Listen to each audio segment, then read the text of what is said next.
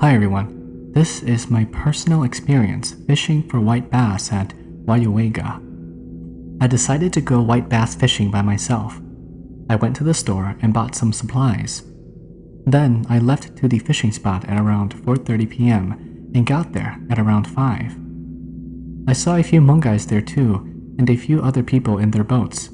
So I talked with them and we decided to all wait until the night, just to see if the fish will bite better.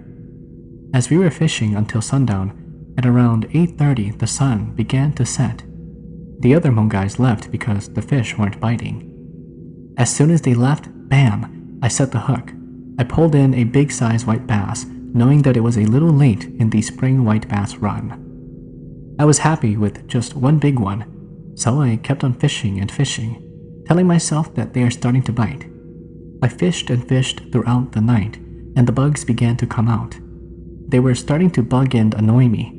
I went on my phone and started to listen to some Hmong songs. I sang softly along to the songs, and I lost track of time fishing and listening to music. Unfortunately, the fish weren't biting at all. Then, out of nowhere, an old Hmong guy came up to me and asked me, "Hey son, are the fish biting hard tonight?" I replied, "No, not really." He asked me where I was from. I told him I was from a different town. Then he told me, "Go home. Too many bugs and the fish aren't even biting. Come back tomorrow. There are a lot of people that come in the morning and they have better luck than you do." I then asked him where he was from and he said, "Just from around here." I thought to myself that this man was taking me as a fool to get my spot and catch all the fishes. Whatever, fish aren't biting anyways. He then said, "Yeah, it's okay. Come back tomorrow. It's late, too many bugs and fish aren't biting. You'll have better luck." And so I just replied with okay and packed up my stuff. As I was packing up my things, I lit up a smoke. I told the old man good luck. I was walking to my cars, but I noticed that there were no other cars in the parking lot. The 2 cars were by the bar, but those were the workers. As I glanced around, my car was the only one in the lot.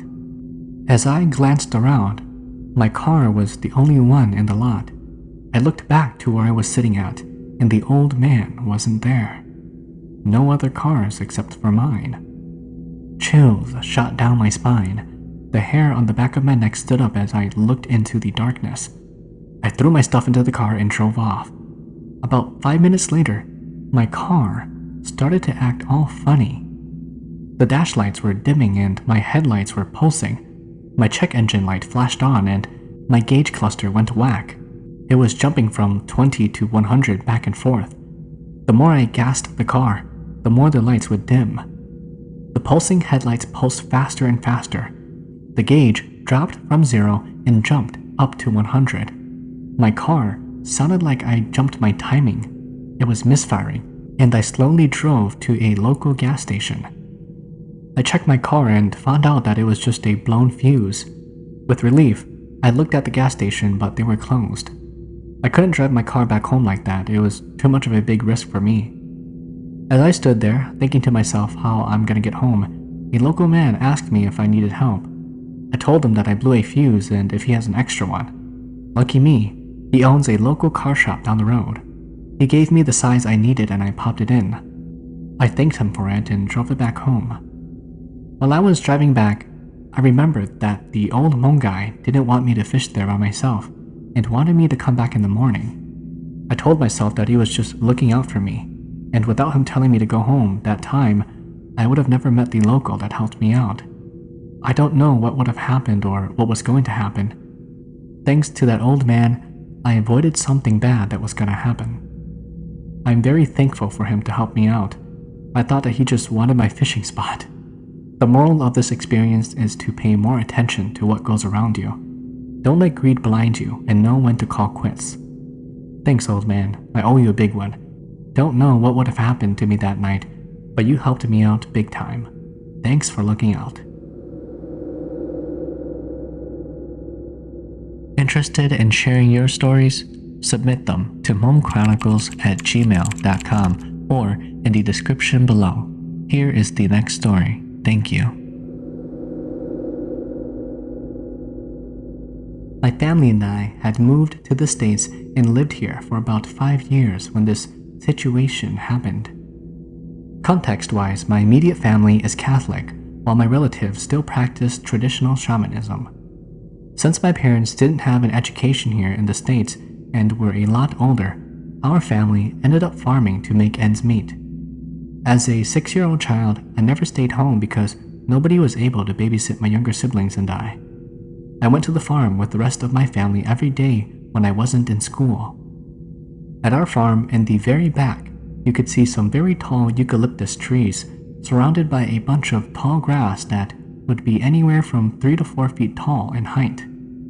To pass time, my dad would tell us a lot of stories, from Zongye to Panzong. Unfortunately, we would always wake up before the crack of dawn and only return when it was completely dark, with only the moonlight guiding us back to our car to go home.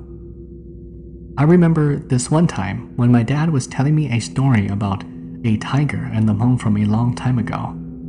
We didn't have porta potties then, so if you had to go, you would walk all the way to the eucalyptus trees to find a semi-hidden area, dig a hole, and then do your business. Just before he finished his story, I told him that I needed to go take a number 2. The sun was setting, but there was still some light, so I went to the trees by myself with a shovel and toilet paper. As I approached the trees, I couldn't help but have an eerie feeling. Out of nowhere, my ears heard this loud ringing that went away after about 30 seconds. I could feel goosebumps all over my body, but really needed to take a number 2, so I ignored it. I found a spot, dug a hole, and then went to town. While crouched, everything was silent around me, except for the gentle breeze blowing through the trees and grass. I was thinking of the story my dad was telling me when I heard some rustling nearby. The goosebumps from earlier returned, and my ears had that loud ringing again. By this time, the sun had mostly set, and it was getting darker. After the ringing in my ears, it was absolutely quiet. I started to wipe myself, and then I heard somebody call my name. It was so instant and loud, as if they shouted it to alarm me and were right next to my ear. I was so startled I didn't cover the hole I dug and just pulled up my shorts, taking off. I was so scared and didn't say anything. By the time my family and I came back home, I forgot all about it. Later that night, I woke up from a nightmare where I saw the Japanese ghost from the ring come out of our living room approaching me. Filled with dread, I turned my head to look at the clock in our living room and saw that it was about 3 a.m. The loud ringing returned, and all of a sudden, I realized I can't move my body at all. There seemed to be something pressing against my chest. My feet felt as cold as ice, and from the corner of my eye, I could see a dark, tall shadow. I tried shouting for my parents and siblings, but my mouth would not open, and I couldn't make any noise. I closed my eyes and prayed to God, asking him that if he was here, I needed him more than ever in this moment. This warm, bright light then encompassed all of me, washing away any fear I had. The pressure on my chest disappeared, and I remembered turning over to my side and falling asleep. After that point in time, I would have dreams where I was at a Hmong funeral home trying to fight evil spirits, or I would end up in the end of the world situations trying to save people and fight these demonic entities. A couple of months later, my family and I went to my grandpa's for a woneng. I didn't know who it was for and what it was for, but I remembered feeling really out of place. As the shaman started his journey, I saw him jump and hop on his wooden bench, as if he was writing something. Then, all of a sudden, he fell to the ground and just stayed still. This was my first time witnessing something like this, so I got really scared. I could see some relatives trying to help the shaman, and my ears started to ring again. Then, that was all I could remember. When I woke up later, I saw that it was already nighttime, and I was already home. My parents asked me if I was okay, and I said that I felt fine. I asked them what happened because I only remembered seeing relatives trying to help the shaman. My parents told me that I had just fallen asleep because I was tired. I looked around and saw that there was a red string on my wrist. It wasn't until I was a lot older that my parents finally told me what happened that day. I learned that I had blacked out and fainted during the shaman's ritual. The ceremony was to get rid of an evil entity that was around me. My parents would say that there would be moments where I would behave strangely around the house ever since that night I had to go use the bathroom alone at the farm. They would find me talking to myself and staring blankly at nothing. I would be running my fingers on the top edge of knives and sleepwalking at night, staring at the walls. When they called my name, I would snap out of it and not realize or remember anything I was doing just before that. Thus, when the shaman went on his journey, he was able to see that evil entity that had latched onto me the night that I was on the farm. The shaman saw that when I prayed to God that same night, the evil entity stayed away from me for a little bit. However, it kept on coming back and would appear in my dreams, making me see the end of the world so I would lose all hope. This was so that it would eventually take a hold of me. The entity was very strong, thus why the shaman had to hide himself by being frozen and staying still on the ground during the ceremony. My parents further shared that after I had fainted, the shaman came out of his trance. I woke up and just stared at the shaman. The shaman then started asking the entity questions. What did it want? Why was it latching onto me? Apparently, when the entity spoke, it sounded like the deep voices you hear in demonic horror movies, and it eventually screeched when the shaman tried negotiating with it. The shaman took a sip of some water and spit it on my face. After, he also took a sip of some breast milk and spit that on my face too. Dang, that's crazy. I fainted again. The shaman then did a ceremony to change my name to hide me from the entity. In the process, my parents shared that he was injured and had several scratch marks on his back and arms. Since this situation, my dreams about the end of the world stopped, but what gets to me is I find myself sometimes having the same dreams spanned across several years where an entity is chasing me at the farm back to my house, for me to hide where it couldn't see me even though I was just in plain sight. However, in my last similar dream, the entity ended up getting in front of my face while I was hiding and told me, "I finally found you." This was at my old house in Atwater, California, and it makes me wonder if I may have lost a part of my spirit in that house with that final dream. Be careful of inviting relatives who don't come to visit you. This is what happened to me. I had this uncle of mine from my mother's side. We only met and greeted when we bumped into each other. This is how the story goes. It was a quiet, dull morning when the chain on our gate woke us up with dogs sensing something unusual. It was very disturbing as the early part of the morning waking up was a last option. I got to the gate and it was my uncle. I welcomed him regardless of how early it was. My uncle had just gone through an ordeal. His eyes were solid red. My mom, hearing that it was her cousin, came out to meet him. I went out that day to school, and I came back after class, and I saw that my uncle was still around. My mom told me that my uncle will spend a night, and that I will have to give him my bed for him to sleep. The next day, my uncle took off somewhere. This time, I had to sleep on my own. That night, while I was dozing off to sleep, I literally saw a lady walking up to my bedside. She was up to something. She stood there for a while and bent over to touch me. I thought it was a dream, but it wasn't. I couldn't move. My whole body was numb. I struggled for 3 to 4 minutes and screamed my guts out until this figure disappeared. The next day, we heard from our relatives that my uncle's wife was murdered, and her body was found with several stab wounds on her sides.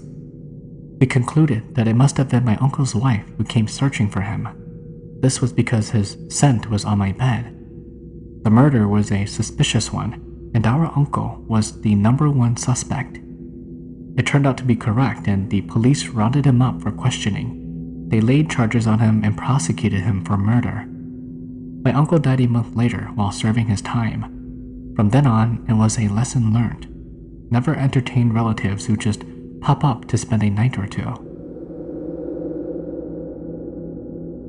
So, when I was little, my siblings and I were always with our grandmother, who was always watching us while our mom was out working and doing stuff.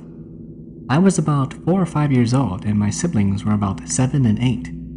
While they were at school, I was always with my grandma with our cousins who were also around my age. I followed her everywhere. She was with me all the time, so of course we grew really close together. She lived in a small gated apartment in Fresno that only has 8 apartments. 4 on one side, and across from it is another 4 apartment. These groups of apartments also included a garage that was also gated. Across from our apartment were other but bigger apartments, front and back side. These were mostly filled with Hmong people, so I often heard stories of both the blue apartment and our apartment being haunted. There was one night when my grandmother and I were outside. It was probably around 10 or 11 p.m. on a school night. By that time, all the kids were sleeping for school, and all the grown-ups were sleeping for work or just to sleep. The entire apartment complex was quiet. Even when no one was around, once in a while, the OGs would walk around and check if all the gates were locked. That night happened to be me and my grandma. We walked into the garage, and suddenly, she stopped walking. I just felt my grandma grab my arm and squeeze my arm real tight. I didn't notice my surroundings until she squeezed my arm so hard it felt like it was about to pop. I looked up and saw her face was pale. She was frozen and just stared straight, mouth wide open, and yet she was shaking at the same time, as if she was seeing a ghost. Wherever or whatever she was staring at, I had decided to stare at it as well. Of course, my mind was wondering what the heck was going on. As I turned to look, we see this human-like cat figure. It had the head of a cat, but the body of a human. It even had long black hair. It was taller than those blue dumpsters that every apartment has, so imagine just how tall it must be. The figure was in the alleyway between the blue apartment and ours.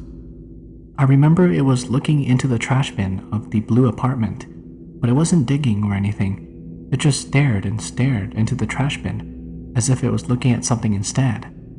One of its arm was in the trash bin, and the other one was out.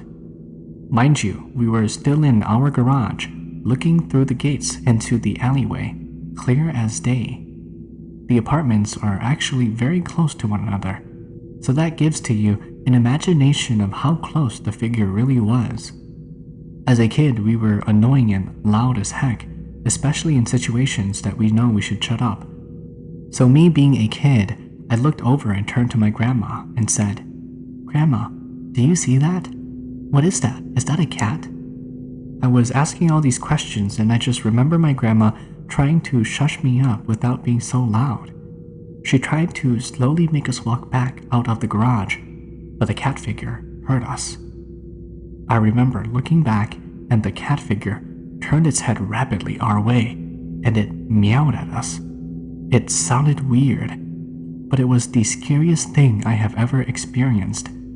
After that, my grandma grabbed my hand and ran inside. I remember she woke up my grandpa. Her voice was shaky, she was crying, and I remember just feeling so scared, my heart was beating so fast. I didn't say a word because I was still confused as to what happened. Right before we went to bed, she prayed and prayed, crying to God, begging him to protect us from whatever that thing was. A few years later, as I grew older, I always had dreams of it, or so I thought it was always dreams, but I never thought to mention them or bring them up. However, one evening, my grandmother was talking to one of her friends, and my uncle overheard, so he came into the house, interrupting our scary movie. He asked me if I remember seeing a cat-like figure. He asked if something like that really happened. Not because he was curious, but instead he was always trying to say that my grandma is crazy and trying to prove that it was just another one of her lies. That's when everything hit me.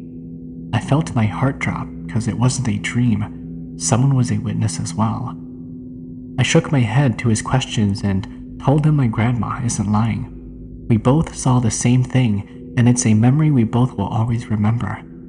My grandma is a very forgetful person, but this memory she holds on to forever. To this day, I won't ask about it. but I've always wondered what it was. Why was it looking in the trash bin? What did it want?